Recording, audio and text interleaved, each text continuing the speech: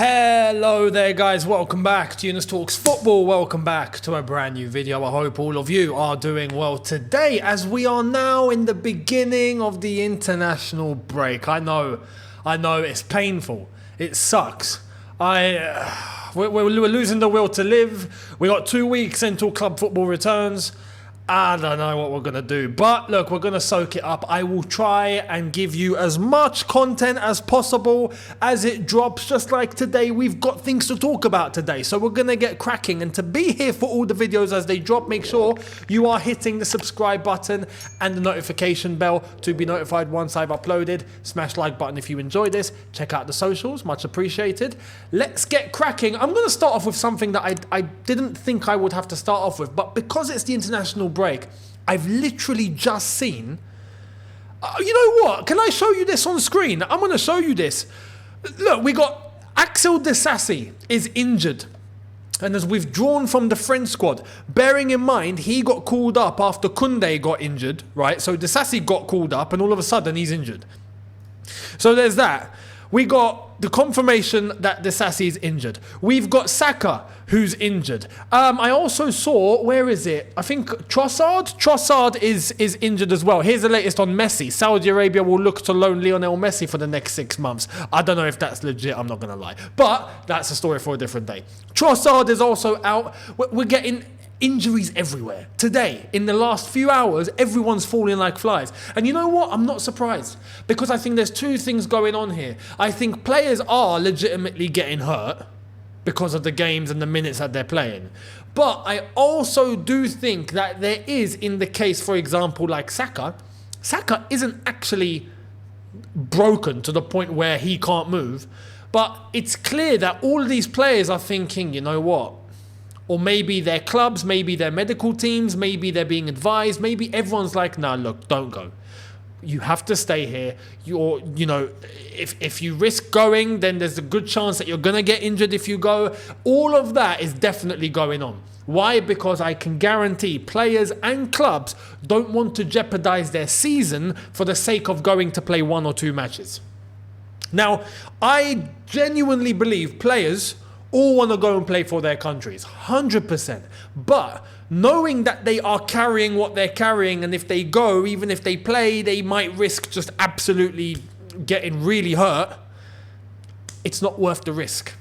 So this is where now we have players and clubs having to prioritize and having to tell players, look, you're at risk of getting injured, you're at risk of aggravation, you're at risk of all sorts if you go and play for your country. Something that didn't have to happen before. Players would go no matter what before. Now we're in the situation.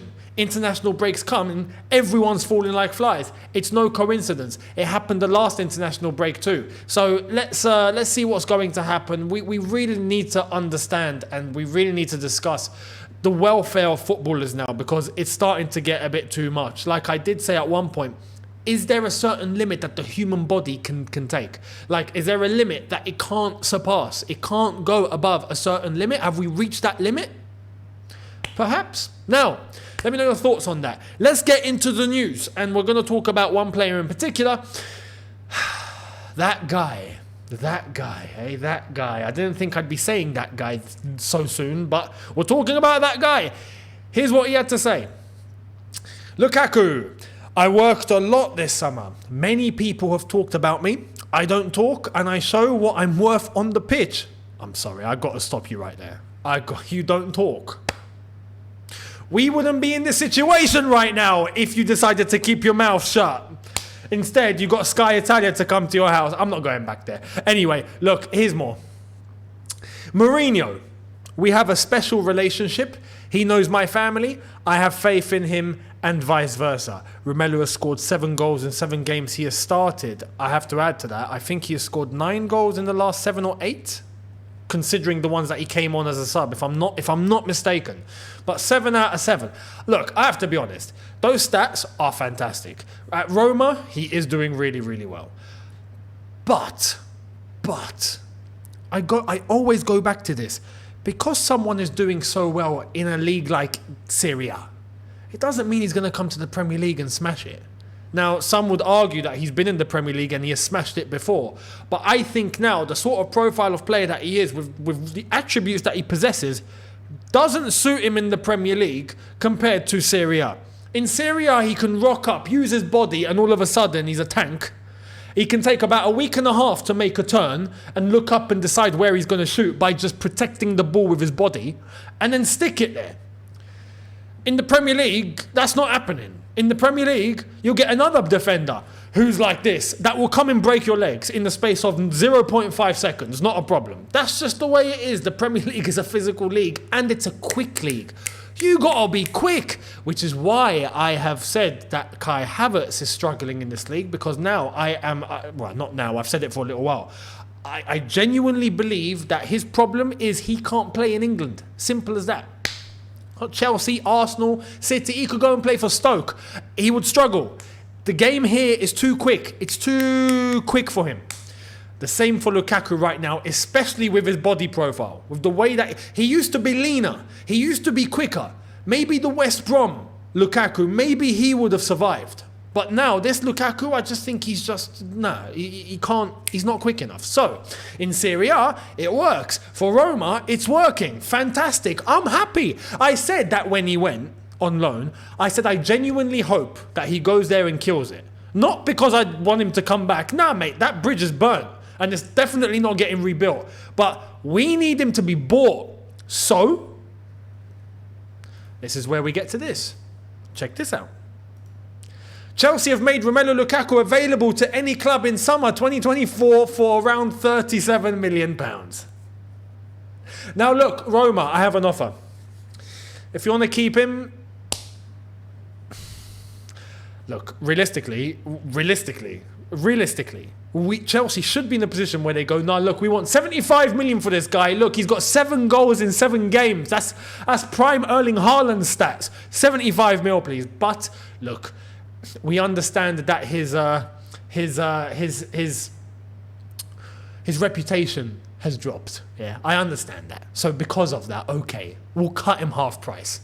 37 it is. 37 it is. And you know what? Look, I'll take 37 million. If you had told me that Chelsea in the summer, right? If you had told me that Chelsea would be in a position where they would take 37 million pounds for Lukaku, I would have said I would snap your arms off. Snap your arms off. So, Roma, you've got first bidding. You want to keep the player? He's yours. 37 million, please. So, I hope that this is genuinely going to happen. I hope that he keeps scoring just for this 1 point alone. If not, I wouldn't care. I really wouldn't care. And for some people, I know for a fact, there's some Chelsea fans that are going to come and say, we got to bring him back. Look, he's scoring goals. We got to bring him back. I've just explained to you why he would come back to Chelsea and struggle. He could go to Chelsea, Manchester United, like he was before, Arsenal, no matter what, he would struggle. Why? I've already said. The Premier League is too quick for this geezer. That's it. He can't succeed here anymore. He can succeed in Italy. Fantastic. Keep him there. So for us to get him off the books once and for all, I need to see that 315 grand a week eradicated from our wage bill. Eradicated. I need him to score goals. It's as simple as that. I need him to score goals, continue scoring goals. That way Roma can be like, oh my God, we have found the next Ronaldo. R9, by the way. Let's buy him. 37 million pounds, thank you very much, off the wage bill. Relieved. So let's wait and see. Let me know your thoughts down below in relation to Lukaku. My honest opinion, I think he will do well at Roma, and I think they will buy him permanently. I think Roma will buy him permanently. Now, there is the whole saga about Jose Mourinho and whether he's going to survive past this season. Let's see, because I think he's approaching his last year of his contract, and I'm not so sure he'll renew. I got to say, I'm normally the one to say, no, he'd say he would sign a new contract. He'd sign a new contract. I genuinely think he's going to see out his contract, and then I think he's bouncing. Where? Don't be surprised if Saudi come calling again and he goes to get the bag. That's all I'm going to say. I genuinely think there's a good chance Al Nassr could go for Mourinho, or could get the Ronaldo-Mourinho link up in Saudi. That's where I think it's going to happen. Remember I said that. Remember I said that. Let's see if it happens. Now, talking about gaffers, someone that's definitely not going, this guy's never going to leave. Who? Check him out. Diego Simeone is preparing to extend his contract with Atletico. A verbal agreement has already been reached. The coach has been at the club since 2011. I genuinely don't know what to say about this guy, man. Look, I'm looking at this guy right now, yeah, Diego Simeone. He is basically the new Alex Ferguson and Arsene Wenger. I never thought I'd see it again. I thought those days were over. Turns out in Atletico, it's not. This guy has been at this club for 12 years and he's going to extend. It's unheard of. In 2023, it's unheard of. And it's not like he's winning trophies every single season, but they're just like, nah, we're going to keep you. And you know, he is the highest paid manager in world football at Atletico. 30 million a year this guy is on. Incredible. He's not getting silverware in, but he's somehow still getting extended.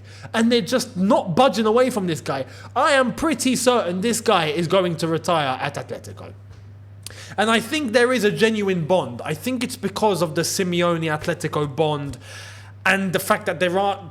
Well, is there any manager of his stature available right now? The only one that you could try and bring in is Zidane. But Zidane wouldn't go to Atletico if they were the last club on earth. Much like he wouldn't go to Barcelona if they were the last club on earth. He's a Real Madrid, he's a Madridista, a proper Madridista. He is Zidane. Zidane and Real Madrid is like, you know, I don't know, it's like pizza and cheese. It just doesn't actually, no, pizza without cheese is actually peng. Pizza and tomato sauce. Without a tomato sauce, something's off. Nah, I can find a better analogy than that. Give me the analogy. Give me the analogy. My mind's gone blank. Let me know. What would you relate this relationship with? Diego Simeone and Atletico. Put your analogies in the comment section below. Much appreciated. But unbelievable. And fair play to Atletico. Fair play. 2011 and they're still sticking with him. And you know what? He's doing a good job. He's doing a good job. They're not exactly in the trenches. So you might as well keep going and see what happens. They are always a dangerous team. But they don't have that spark that's going to elevate them to winning La Liga season in, season out, or competing for that title, or going far in the Champions League. There's that little spark that's missing. So can they get it? Let's see. Let's see. Now, to wrap up, talking about managers. Check this out. Birmingham City have today parted company with manager John Eustace. Wayne Rooney expected to join as new head coach after leaving DC United. I'm going to be honest. I like Wayne Rooney. At Derby, before they got relegated, I was looking at him at Derby and I genuinely think he done a decent job. Derby County were in the mud as an administration, as a club. You could have got prime Alex Ferguson in there and they would have still got relegated. That club was a mess. So to blame him for the relegation, I think, isn't fair. He was doing a good job there at Derby County, especially for a certain period of time before it just all went south. But then he's gone to DC United and he failed to make the playoffs and he's left and now he's heading to Birmingham. I wish him the best, but I'm not expecting big things out of Wayne Rooney as a manager. I'll be honest. I just don't get that vibe. I don't feel like there's a top gaffer there. Unbelievable experience as a player, but this is the thing. Great players don't always make great managers. And you know, I was thinking about this the other day, and I think there's one reason. Why is it that you find that it's very rare that great players are never great managers? But rubbish players who barely made it, or players that struggled as a player, become unbelievable managers. Why? I was thinking about this and I'm going to wrap the video up on this. So let me know if you agree or you disagree with me. Whatever your opinion is, please let me know, because this is just an opinion. This is my thought. It came into my head the other day and I was like, it makes sense for me. So does it make sense for you? I'm about to say. Great players have it all in terms of what they've achieved as a player. They've hit the top level. They definitely know what it takes to reach the top level. But have they seen enough struggle? They have the talent, they had the discipline, they had the skill, they reached the top, they were unbelievable and they stayed at the top. But do they understand what it's like to be struggling and what it takes to get out of a situation like that? Not really. Not really. They know how to win, but do they know how to come back when it's not going so good? The managers that become great managers that weren't very good players, I've seen it. To put it into perspective that everyone can understand, they've been in the trenches. They've been in the trenches. Alex Ferguson wasn't a top player. Mourinho wasn't a top player. Guardiola's one of those weird ones who was a decent player and has ended up an unbelievable manager. Zidane, unbelievable player, one of the best we've ever seen. Done very, very well around Madrid. 3 Champions Leagues in a row. Fantastic. But you look at top players. Maradona tried, failed. You know? Countless players tried, failed. But top managers that we've admired, Arsene Wenger wasn't a top defender. He was a centre-back, if I'm not mistaken. He wasn't a top player. But look at the career he had as a manager. I think there's a correlation between great managers having seen, you know, the depths of struggle as a player, and they use the knowledge that they bring on tactically in order to not allow their team, their players, to go through what they went through as a manager. As players, sorry. And as a manager, help those players to turn them into winners. I think there's a correlation there. Wayne Rooney, unbelievable player. Not so sure he's going to become a top manager. Steven Gerrard, top player. Don't think he's going to be a top manager. I hate to say this. Frank Lampard, top player. Not a good manager. Do you agree or disagree? Let me know down below. Whatever your opinion is, please let me know. I'd love to hear it. I think that's a good discussion to have whilst we are in the international break and there's not much to really talk about. So there we are. Thank you all so much for watching. Let me know your thoughts down below. And as I've already said, do not forget that as the news keeps coming in this international break, I will be sure to be here and fill you in with the latest and my thoughts on it as it drops. So thank you all so much for watching. Do not forget to hit the subscribe button to be up to date and to be here for everything as it drops. Hit that notification bell to be notified once I have uploaded. Smash like button if you've enjoyed this. Don't forget to check out the socials. They are on screen right now and in the description. Much appreciated. And I will see all of you tomorrow for a brand new one. To end as well and to let you know, shootout, link in the description, content coming very, very imminently. So make sure you guys are going to be there as myself and George are ready to go again. Whatever he's had and whatever I've had in terms of mismatch has now ended. So we are able to start recording again properly and to get things up and running again. So make sure you're going to be here. We're going to be covering the international break as well as tons of talking topics that we have on the agenda.